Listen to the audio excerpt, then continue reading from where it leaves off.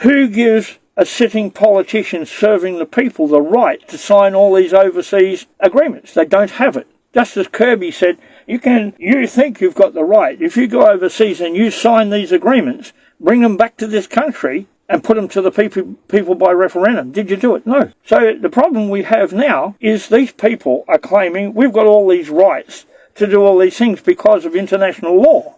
Every senator and every member of the House of Representatives, before taking their seat in Parliament, must swear the oath contained in the Constitution. They're the issues you can take to there. If I was going to do a petition, I'd word it this way. It is the will of the following people of the Commonwealth of Australia that you intervene in this country, given the treason and everything else performed by the so-called government of this country, which are foreign agent government entities registered in America, trading in this country under the Fair Work Act of Australia. That is blatant treason against the Act, because nowhere does it say they can have these companies. People not quite accurately say the corporations. They're not corporations. There's a corporation of the Commonwealth of Australia registered the US Securities Exchange Commission. The registration number is 0000805157. No problem with that. Under that is the Commonwealth of Australia Trading Company, LLC, registered in Delaware, District of Columbia, State of New York. That's there. Now, why are they there? As smokescreens to the fact there's 18 companies that couldn't come back into Australia and deal with the things they stole from us. And they stole them. They stole all our public utilities and everything else. What did they do with them? They put them into companies. Who owns those companies? The political parties. But they couldn't create them as corporate bodies in America and come here because they'd be subject to that much regulation at federal level. They'd be blocked. The Constitution is clear. Companies formed under state legislation, once formed, come under federal legislative authority. So that blocks them. If you can picture what I just said, these corporations are blocked.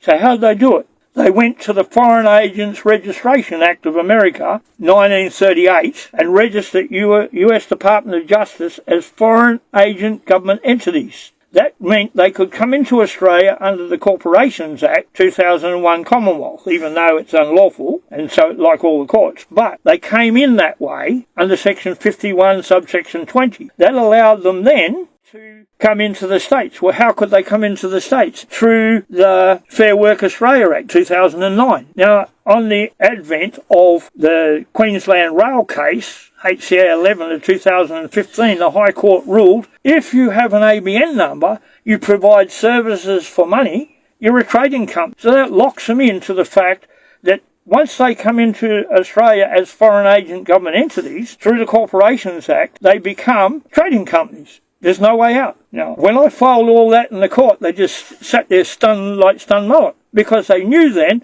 they had no authority. Because how does a trading company gain authority over the people? They only do it because we let them. When I went in the court, the first thing I did before I got to court is file documents challenging the jurisdiction of the court based on everything I've just said. And when I went before the court, he said, well, we expect you to enter a plea today. Are you going to enter a plea? I said, no. I said, I expect you to answer the questions I put to you. Can you answer the question on jurisdiction? He said, no. I said, then under Section 40 of the Judiciary Act, you have to move this case to the High Court. And he just sat there stunned. I said, no, then you're not going to do it. He didn't answer. I said, that's okay. Adjourn it to another day because you can't deal with it any other way, and I'll move it. And that's exactly what I did. 17 times we went to the High Court. 17 times they rejected it. I wrote back and said, pull your head in, you can't make it because the Act of Habeas Corpus. And if you look up HCA 44 of 2010, full bench of the High Court, including your boss, Kiefel,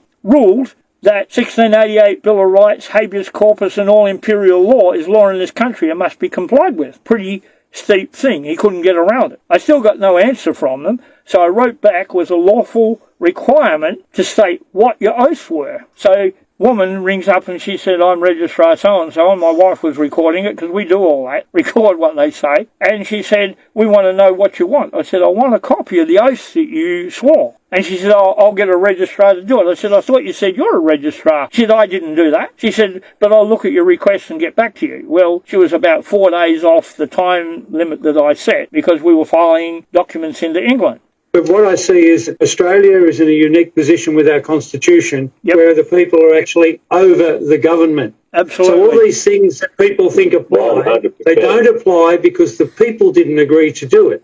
Where in the Constitution does it say the Parliament can pass an act and change the status of Australia? Who has got authority in this country? Nobody. None. Only the people. Power, but we do. Nobody's got authority. Yeah, the people only. The people themselves in numbers have authority. Yeah, that's right. These people think that by putting everybody in a position where they can be called up and forced to go to war, that's the first political murder, or the Parliament of a country, this country, sends anyone off to war. If they're killed, that's murder, because they have no authority. If the authority doesn't come from the Constitution, it doesn't exist. Section 68, it belongs to the Governor-General on behalf of the Crown. No one else can send the people off to war, and it still stands now. He also introduced preferential voting. Well, if I voted for you, Stephen, I'd expect you to go into Parliament if you got enough votes from everybody, not prefer somebody else. How insane is that when you vote for one person, but you prefer someone else? Why? Why don't you vote for someone else that you prefer? It's just so they can have an opposition in the Parliament. Well, where in the Constitution does it say they can have it? It doesn't. Page 795, the fourth paragraph of the Constitution, ours, the annotated red one, states clearly, if you're exercising authority, which they are, show in the Constitution where it comes from. If you can't, it doesn't exist. So where do you upload the videos? Because I just can't type this quick, and you guys are spitting so many acts and legislation. It's so valuable, so valuable. It's all good. I upload the videos to Odyssey. I've been putting TikToks up, so it takes me I'm a little bit behind at the moment. But the information is definitely there and not lost, and it's my intention to have it up for people. And there's no charge for any of that information. You'll have to call off the top of my head. Just remember, he sleeps at night and doesn't do any damn thing. So he's got plenty of time to catch up with everything. Anyway, we got just remember, you and I are going to meet one day, Mr. Yardley. Yeah, well, Stephen gave us permission to record it, so it's on my Facebook page. Yeah. Under Wayne Glue. It's direct loaded on there, and you can access that, and we then go ahead and we put it on from a different point of view through a friend who puts comical things in between what I say. Liability, mate. And we also go on to Telegram as well. So give you access to the lot. That's what we're trying to do, get it out there, the truth. Apart from that, the Archbishop of Canterbury is supposed to be following what you want and giving you that. He actually told Charles, you will swear the lawful oath. And he made him do it. Everyone said he didn't. Yes, he did. If you go and listen, they made him swear that. Then Charles went into the back room and swore the unlawful one. Like that. At any rate, yep. Elizabeth, Queen of Australia, Great Seal of Australia. Now, the Great Seal of Australia was created under the Queen of Australia by defacing a royal warrant with a seal and signed off with Bob Hawke in capital letters. Now, Bob Hawke, I can't find a document, specifically a legal document, with Dick Yardley. It's a pseudonym. So all they're doing, with all this stuff that they put through, they're just sitting back laughing at us for being so stupid as to smoke and mirrors. Be under it. Yep. Yes. Yeah, that's correct. Exactly. Yep. So how do we fix it? Come on. Oh. That is $1 million question, isn't it? We're working on it. Wayne, just quickly before I give somebody else to go, have you got any room over there, mate? Because Anastasia Pullensuk has just brought that bill in where she's going to arrest anybody for misinformation against the government. So I'm going to be needing somewhere, or I'll be sharing a cell with lots of other freedom fighters, I can tell you. Come on. Just don't, it's simple. Don't give misinformation. Make sure you do your diligence and make sure you're correct. Well, there's nothing that come on here tonight that could be classified as that, because while you're talking law and the Constitution, where's the misinformation? Interpretation. That's right, you're talking facts. Well, misinterpretation isn't your beliefs. Yeah, well, misinformation, that's not your beliefs. You have a right to believe or interpret the Constitution anyway, because it says not only the High Court, but any court of competent jurisdiction can interpret the Constitution. But it's our Constitution. We can interpret it whichever way we like. Whether it's lawful or not is up to a lawful judication. We don't have any. So how are they going to get around that? That's exactly right. Yeah. And I know, Dick, and yourself, Wayne, you have got an amazing compilation of timelines of this corruption and how they have perpetrated everything. And I'm sure you've got it well documented. I mean, that's the thing. How do we remove this unlawful, unconstitutional government that is sitting with no authority and no jurisdiction? And what Nibsy's idea as well is, this is something that we do need to do, is we need to start taking people down in their private capacity and making examples of them. We can do that with FARA. We can do that with the Foreign Agents Registration Act of America as an alien litigant. As I said, I was been thinking that looks like our only way, because we don't have any lawful courts. They systematically got rid of all of them. So we haven't got any court we can lawfully do. That's right. We do. We go to US Department of Justice under the Foreign Agents Registration Act and prosecute them there, because they're not complying with that act, because they're not giving us a certificate. You're a legend. I love that idea. Yeah, I love that idea too. All right. That should give us a direct challenge to them, and the penalties are great. I was talking to an old guy. Have you got a tissue? I just spilled. No, it'll do. Hang on, I just spilled. It's the same one between yourself and Dick. You've got all the facts in evidence there, and that's what these. We're just going to find a court or what have you of competent jurisdiction. Well, to handle this. We can use the Federal Court of America, and they'll put it to a jury ex parte on the papers we got. All we have to do is supply. This is what it has to be. This is what we got.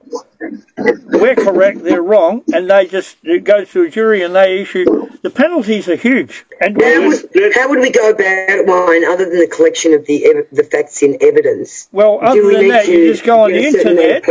Go on the internet, look up US Department of Justice, Foreign Agents Registration Act, and all the papers are there, and you fill them out online. I really want to catch up and sit down and work out, how do we get this paperwork lodged? You guys have got the facts in evidence there. Move forward. As I say, that's what I'm saying. We need I love what you just said. Wayne and Jackie's 100% right, mate. You guys got the constitutional side of it, and the history of it. We need to sit down as a group, put it together, and file these papers, because I tell you, mate, I don't give a shit. I'll stand out in front of everybody. I don't give a shit if I get shot. I would love to. Martyr, that'd be awesome. What we're looking for solutions, and what's the next step? The next step is to take action, and as Tim was saying, with Gideon's Army, we need people that are prepared to take action and stand up and do something. We've got enough people, and just about every state and territory covered, that we could get, each one of us could get 7 people together to start doing something and petition each state. I'll be on the front line to take down Palachuk. I'm happy. I call her Roast Chook, Wayne. We call her Palachuk. Right? But, I mean, I'll be the first one. We need to move fast. You guys have got this paper. You know it inside out. Wayne, Dick, Nibsy, yourself. Rocket, you sound amazing as well. Spanner, I hope you're going okay, mate. But we've got to get this paperwork filed, lodged in as many venues as possible. So, Wayne, where did you suggest? We've got the consulates, and you were saying over in America. I would say, because they're all foreign agent government entities, we can file into America under that act for breaches of that act, even if you only get a penalty for failing to file the transparency document, but the penalties on that are $300,000. So it isn't a small one. We need those documents. It can be e-filed from here, and you can file a document saying, well, we can't afford it at present, and we will take it out of whatever penalty. Now, they'll look on it and see if there's a case, and it comes out of the penalty. So your $475, I think it is, American, can come out of whatever penalty. There's an old guy, he's about 83 in Queensland. He's actually done it and got 1.24 million on one, 900,000 on another. We actually have the documents, and I can't remember if they're still in my computer. To file into America, you only need yourself. Yeah. And I am waiting for a little bit of finance, but that's coming. And I'm thinking about doing that anyway, just because I can. You just need to go online and have a look at the form. It's not many pages, and it's self-explanatory. When you look at that, Anybody can do it. Anybody can do it. It doesn't come back like here with huge cost orders. Do we have a website? Yeah, the US Department of Justice, and look up the Foreign Agents Act, 1938. You can take every single politician, every single member of the political parties, that's the ones who are financing them, every single one of them can stand trial for treason under the FARA Act. Because as a company formed in America, they're subject to huge laws, which we don't have that kind of power. But we have authority because they're registered there to go in America and actually use their act. And that is a good act because the penalties are huge. They're there to use. Now that gets heard in the States, doesn't it? Yes, it gets heard by a jury in the federal court of America. So what we could do is, we would need to get legal representation in the States? No, they have their own. You present the documents, they do it ex parte on the papers, with a barrister they provide. You can't go into their courts without a barrister, but we don't have to pay for that. That's what the 475 is. No, I was just thinking that for penalties that went through, if you could offer a bounty, that might help. Well, okay, can I just ask a question, Wayne? Isn't America having the same problems with their courts as what we're having with ours? Yeah, but not at the level we're going. Not at the level we're going. We're going to the federal court, which is above their Supreme Court. So that's on the Foreign Agent Act. But once one state goes down, the rest will follow.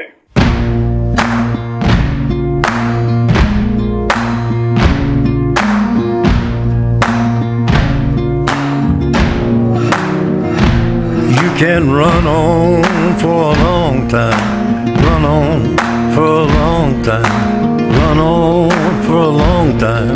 Sooner or later gotta cut you down, sooner or later gotta cut you down.